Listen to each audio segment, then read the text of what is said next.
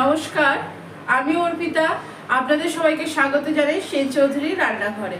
আজ আমি আপনাদের সঙ্গে শেয়ার করব পাঁচফোড়ন চিকেন। চলুন দেখে নেওয়া যাক পাঁচফোড়ন চিকেন বানাতে আমার কি কি উপকরণ লাগছে। পাঁচফোড়ন চিকেন বানাতে অবশ্যই আমার লাগছে চিকেন। এখানে আমার 500 মতো চিকেন আছে।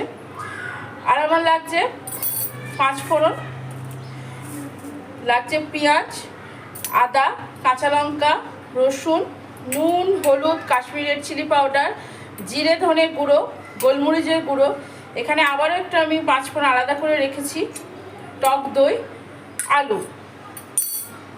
এখানে দু রকমের পাঁচফোড়ন আছে, এটা আমি ফোড়নে ব্যবহার করব, আর এটা আমি শুকনো কড়াইয়ে নেড়ে রেখে দিয়েছি, এটা আমি ডাস্ট করে নেব। প্রথমে আমি কি করব, এটা আমি ডাস্ট করে নেব। আর পেঁয়াজ, আদা, রসুন সমস্ত মশলাগুলো আমি বেটে নেব। সমস্ত মশলা বেটে নিয়ে তারপরে আবার আপনাদের সঙ্গে কথা হচ্ছে। দেখুন, আমি আদা, পেঁয়াজ, রসুন পুরো মিহি পেস্ট করে নিয়েছি। অন্যদিকে আমি পাঁচফোড়নটাও কিন্তু গুঁড়ো করে নিয়েছি। প্রথমে আমি কি করব, প্রথমে আমি দইয়ের মধ্যে একটুখানি পাঁচফোড়নের গুঁড়ো,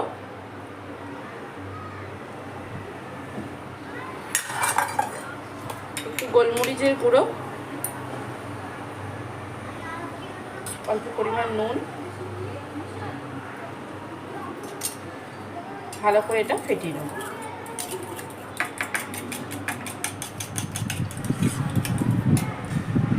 এর মধ্যে আমি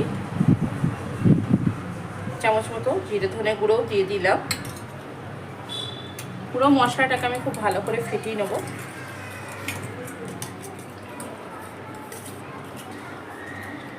এবার এই চিকেনটার মধ্যে মশলাগুলো আমি সমস্ত দিয়ে ম্যারিনেট করব।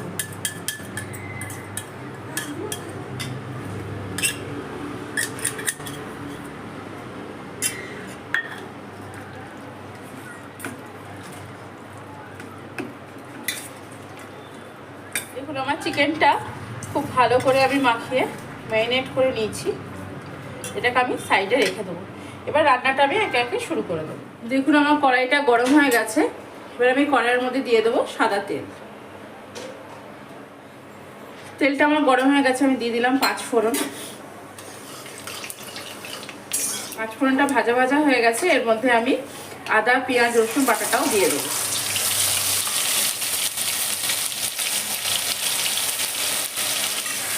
মশলাটাকে তেলের মধ্যে আমি খুব ভালো করে নেড়ে দিচ্ছি। প্রচণ্ড ছিটকাচ্ছে একটু, এর মধ্যে আমি নুন দিয়ে দেবো।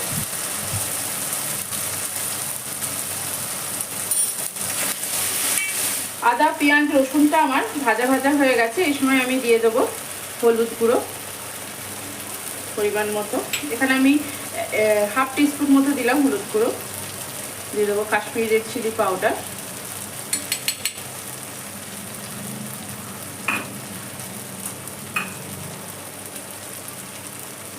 দিয়ে দেবো আমি 1 চামচ মতো জিরে ধনে গুঁড়ো। আমি কিন্তু দইয়ের মধ্যেও দিয়েছি জিরে ধনে গুঁড়ো, তাই এখানে আমি অল্প পরিমাণেই দিলাম। তো পুরো মশলাটাকে আমি এবার সুন্দর করে কষিয়ে নেব। মশলাটা একটু তলা লাগা হচ্ছে, এই সময় আমি একটু জল দিয়ে দেবো।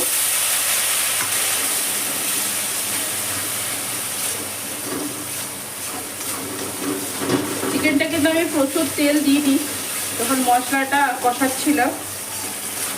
একটু জল দিয়ে আমি কষিয়ে নেবো মশলাটাকে।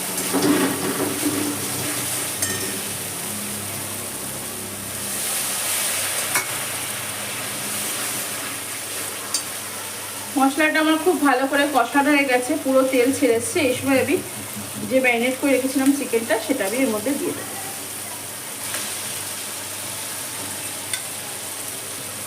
মশলাটার মধ্যে চিকেনটা আমি দিয়ে দিলাম, ম্যারিনেট করা চিকেনটা। আমি এটাকে খুব ভালো করে কষিয়ে নেব।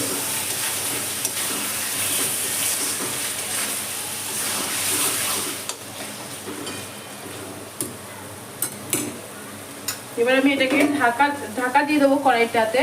ঢাকা দিয়ে আস্তে আস্তে এটাকে কষিয়ে নেব। দেখুন, আমি 7-8 মিনিট মতো ঢাকা দিয়ে রাখার পর ঢাকা খুলে দিলাম। আমি আবার একবার নেড়ে দেবো। গ্যাসের ফ্লেমটা কিন্তু আমার হাই মিডিয়াম ফ্লেমে আছে, লো মিডিয়ামে নয় কিন্তু। আবার আমি ঢাকা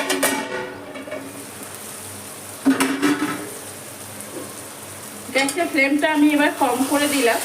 এবারেও আমি এটাকে প্রায় 10 মিনিট মতো আমি এটাকে ছেড়ে দিয়েছিলাম ঢাকা দিয়ে। আবারও আমি আপনাদের সামনে দেখুন নাড়ছি, পুরো চিকেনের তেল ছেড়ে এসছে। কিন্তু চিকেনটা এখনও প্রায় 5 থেকে 7 মিনিট এটা কষাতে হবে, তবে গিয়ে এটা হবে। আবার আমি ঢাকা দিয়ে দিলাম, আবারও একবার ঢাকাটা খুললাম। খুলে আমি এই সময় যে আলুগুলো কেটে রেখেছিলাম, আলুগুলো এবার আমি মাংসের সঙ্গে মিশিয়ে দিচ্ছি। মাংসটা দিয়ে কিন্তু খুব সুন্দর একটা গন্ধ আসছে পাঁচ ফোড়নে।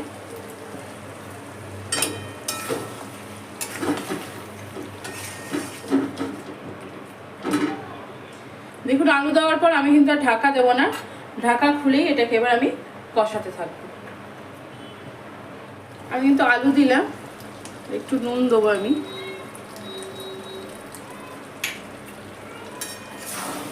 যার স্বাদ মতো নুন দেবেন।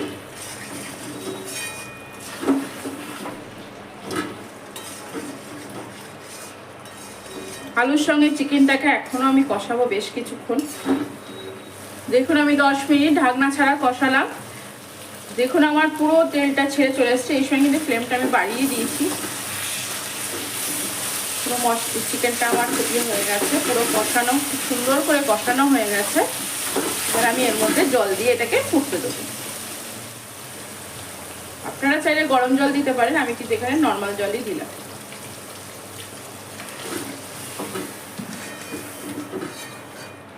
দেখুন জল দেওয়ার পর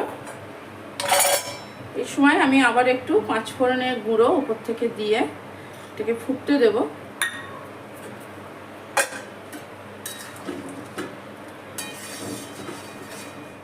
এবার আমি চিকেনটাকে ঢাকনা দিয়ে ফুটতে দেবো। দেখুন আমি চিকেনটা প্রায় আধা ঘন্টা মতো ফোটালাম। আলু চিকেন দুটোই সেদ্ধ হতে হতো।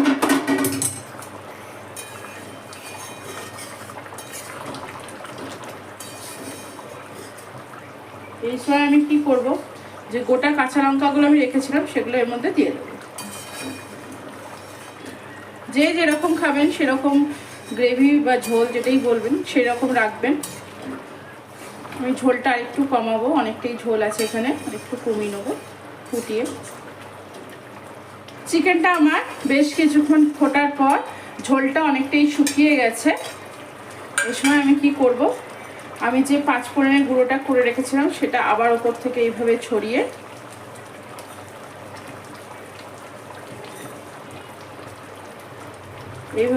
দিলাম। দিয়ে এবার একবার নেড়ে নিয়ে গ্যাসের ফ্লেমটাকে আমি অফ করে দেবো। দেখুন আমার রেডি হয়ে গেল 5 ফোড়ন চিকেন। এবার কিন্তু এটাকে আমি একবার ঢেকে রাখবো। দেখুন আমার রেডি হয়ে গেল 5 ফোড়ন চিকেন। আজ আমি আপনাদের সঙ্গে শেয়ার করলাম 5 ফোড়ন চিকেন। আপনারা দেখলেনই যে ছোটো বাটিটা আমি তুলেছি, ঠান্ডা হয়ে যাওয়ার পর গ্রেভিটা কিন্তু অনেকটাই কমে গেছে। আর এই চিকেনটা রুটি, লুচি, পরোটা, পোলাও সবের সঙ্গে ভীষণ ভালো লাগে খেতে। যদি আমার ভিডিওগুলো আপনাদের ভালো লেগে থাকে অবশ্যই চ্যানেলটিকে লাইক, শেয়ার, কমেন্টস করতে ভুলবেন না। চ্যানেলটিকে অবশ্যই সাবস্ক্রাইব করবেন, চ্যানেলটিকে সাবস্ক্রাইব করে আমার পাশে থাকবেন।